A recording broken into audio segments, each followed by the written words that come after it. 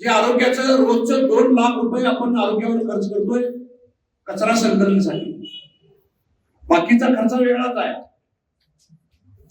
कित्येक दिवसापासून गेल्या 6 ते 8 महिन्यापासून त्या घंटा गाडी संदर्भात तक्रारी असतील, त्या ठिकाणी माणसं पुरवण्याच्या तक्रारी असतील, कायदेशीर बाजूनं कागदावर व्यवस्थित लिहून देऊन काय त्रुटी राहिल्या, किती मोठ्या प्रमाणात भ्रष्टाचार झालाय, हे कायदेशीर कागद सनदशीर मार्गानं वेगवेगळ्या मार्गानं आयुक्तांच्या निदर्शनाला आणून सुद्धा लोकपालांच्याकडे सुद्धा त्यामध्ये पुढच्या तक्रार केली आहे.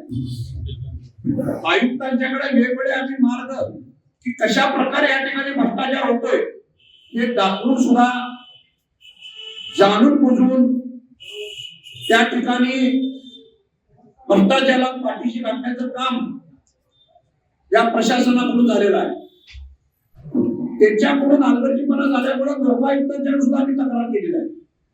त्याच्या संदर्भातली चौकशी सुद्धा आता थोड्या दिवसात चालू होणार आहे.